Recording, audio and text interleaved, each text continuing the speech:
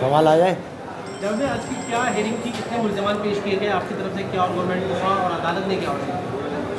देखिए, जो लियारी में बिल्डिंग गिरने का वाक़या हुआ था, उसके अंदर इन्होंने मालिक समेत 7 आदमी गिरफ्तार किए। इसके Karachi building control, Sindh building control authority के जो अफसरान हैं, जो वहाँ पर 2022 से लेकर अब तक के डिप्यूट थे, उन्होंने ये कहा है। इनमें कई मुलाजमान जो थे, जिनको मुलजिम बनाया है, वो अभी 2-2, 3-3 महीने पहले डिप्यूट हुए थे, उनकी पोस्टिंग हुई थी और उस पोस्टिंग के बाद उन्होंने जाके खाना पूरी करी। ये बिल्डिंग 1986 में बनी थी और 86 के बाद से उनके अब 50 साल हो गए। बिल्डिंग ना तो सामने से कोई मखदूश नज़र आती थी, ना किसी ने कोई शिकायत की थी इसके अंदर कि बिल्डिंग मखदूश है, ना रिहायशियों ने।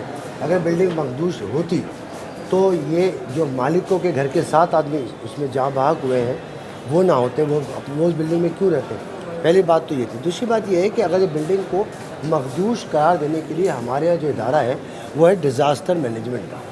वो उसका काम ही होता है कि इलाके का सर्वे करे, इलाके की रिपोर्टें देखे और देखे कि मानसून की बारिशों से पहले बिल्डिंगों का सर्वे होता है, बरसाती नालों का सर्वे होता है कि कोई सी बिल्डिंग ऐसा ना हो कि सीपेज जाए तो गिर जाए। ये बिल्डिंग बज़ात खुद गिरी नहीं है, इसके जो बीच के जो कॉलम थे अंदर के, वो कोलैप्स किए तो बिल्डिंग अंदर धंस गई और उससे बिल्डिंग बड़ी होने की वजह से गिर गई। इसमें HBCA का अगर कोई रोल आता है तो वो ये आता है, जिन लोगों ने 50 साल पहले इस बिल्डिंग का नक्शा पास किया था, इसका मटेरियल अप्रूव किया था, इसका कंप्लीशन प्लान दिया था या उसको सही करार दिया था, इसके मुल्ज़िमान वो है। मैं समझता हूँ इस केस के अंदर सज़ा ज़रूर मिलनी चाहिए आदमियों को, लेकिन उनको मिलने चाहिए जो ज़िम्मेदार है। और जो ज़िम्मेदार हैं उनमें अक्सरियत कब्रिस्तान के अंदर है, तो इस केस में अगर कब्रों का ट्रायल किया जाए तो ज़्यादा अच्छी बात होगी, ताकि जिंदों को नसीहत हो। पुलिस ने यह कहा कि हमें रिमांड इसलिए चाहिए कि हमें इनसे कुछ कागजात, नक्शे, दीगर चीज़ें लेनी हैं।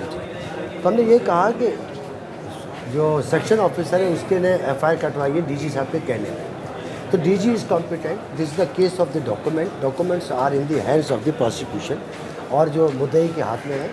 इसमें मुल्ज़िमान से तो कुछ बरामद होना नहीं है, मुल्ज़िमान तो लेकर नहीं जाते अपने साथ अपने घरों पे फाइलें, और 50 साल पहले की जो फाइलें वो तो किसी के पास नहीं होगी, डिपार्टमेंट में होगी। लेकिन जज साहिबा ने उससे हमारी बात से इत्तेफाक नहीं किया और 3 दिन का रिमांड दिया, पीर तक का पुलिस कस्टडी रिमांड दिया। अब पुलिस कस्टडी रिमांड के बाद वो देखे क्या प्रोग्रेस लेके आते, उसके बाद उस पर आर्गूमेंट हो।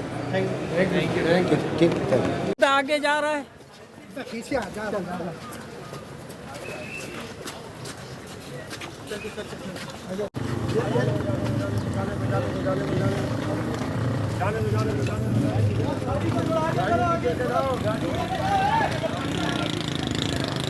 सबोर पीछे, सबोर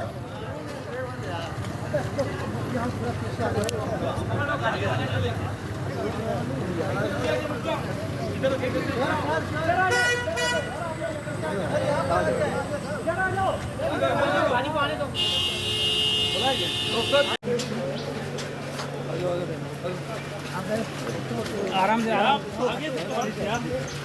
यार पीछे पीछे पीछे भाई, पीछे अबे भाई पीछे पीछे आ जाओ, पीछे आ जाओ।